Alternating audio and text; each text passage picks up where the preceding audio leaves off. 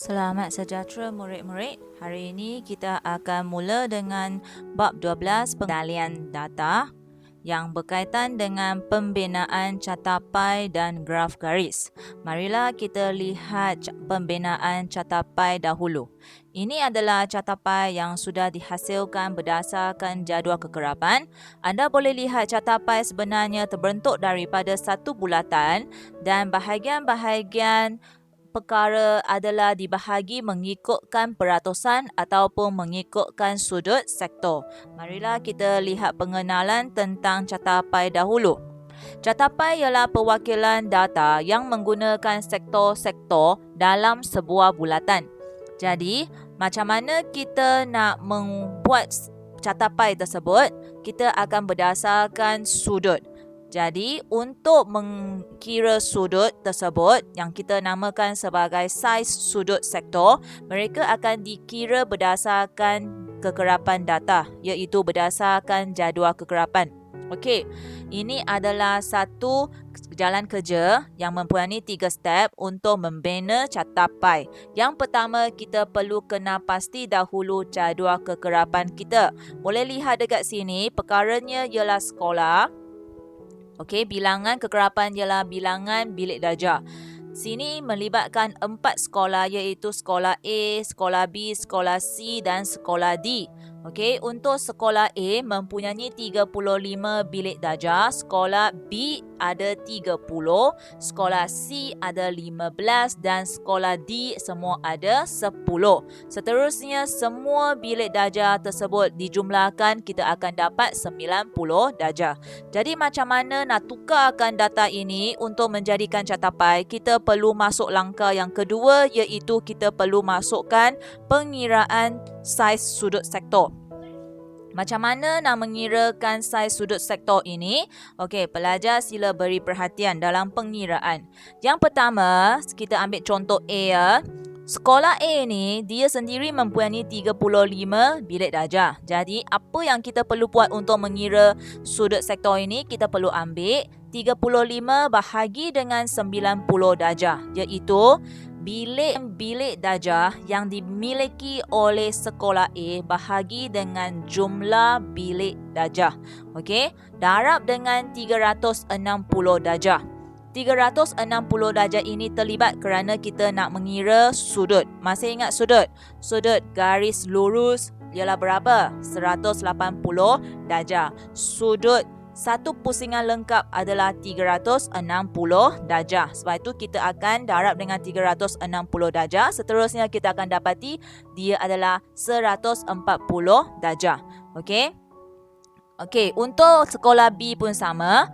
Dia mempunyai 30 bilik darjah. Jadi 30 bahagi dengan 90 darjah darab dengan 360, kita ada 120 darjah. Jadi dengan menggunakan sudut-sudut ini kita boleh dapat catapai. Okey, sekarang pelajar, kemahiran yang perlu anda menguasai, okey, setakat yang boleh menguasai saya rasa ialah untuk mengirakan sudut sektor. Jadi murid-murid mesti pandai mengira sudut sektor dahulu, kerana untuk pembinaan catapai dia jarang diuji semasa di exam. Okey, seterusnya kita formula adalah sudut sektor sama dengan kuantiti bahagi dengan jumlah darab dengan 360 darjah. Okey, so dari sini anda boleh dapat sudut sektornya. Okey, so sekarang cikgu tunjuklah beberapa contoh catapai yang ada. Sebenarnya catapai ini senang dilihat ataupun dibaca kerana dia boleh dipecahkan mengikut warna. Okey, nampak tak? Dua-dua ini kita adalah mempunyai catapai yang berwarna-warni. Kalau berwarna-warni, ini sangat menarik perhatian orang dan orang tersebut akan cuba memfahami ataupun membaca apa yang hendak disampaikan.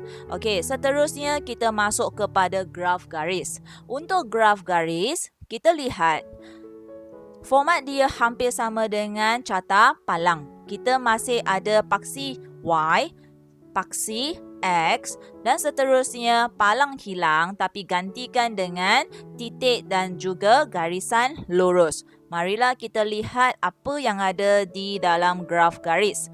Okey, sekarang kita lihat. Graf garis ialah perwakilan data yang digunakan untuk mewakili perubahan suatu maklumat dalam suatu tempoh masa yang tertentu. Okey, dia mesti berkaitan dengan masa.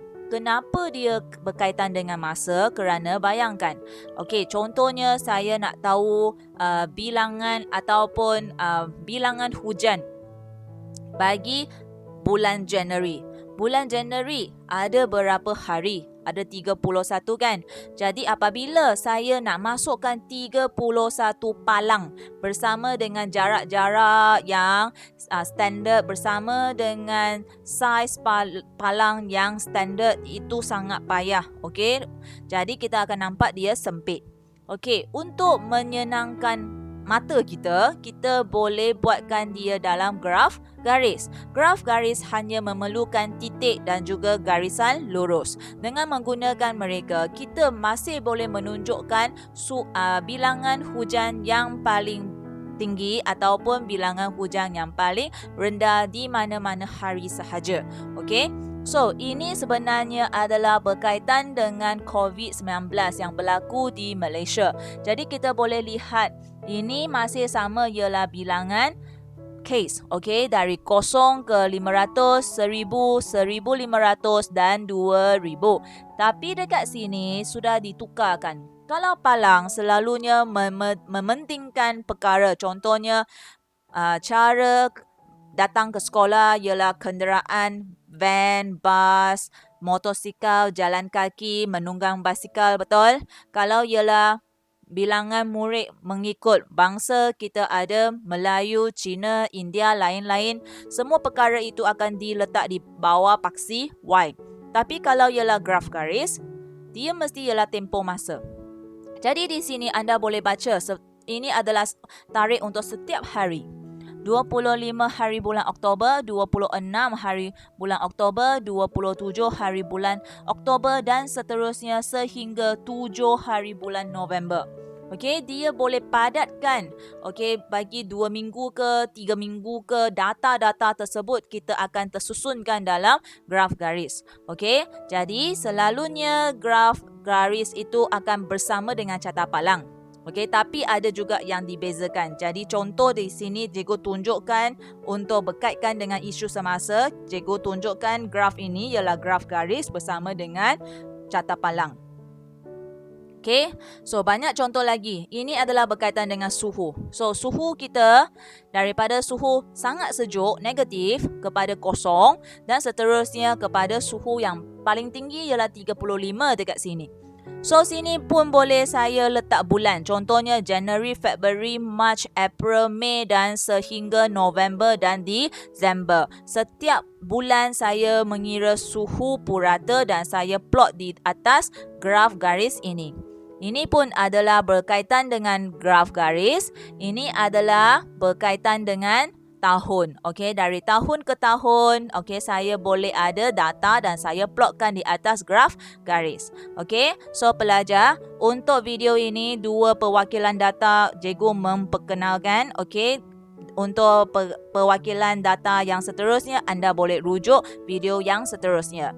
Nobody is perfect, that's why pencil have eraser. Jadi ini cikgu nak kongsikan bahawa tak ada orang adalah sempurna, sebab itu kita ada pen, bahawalah kita ada pemadam.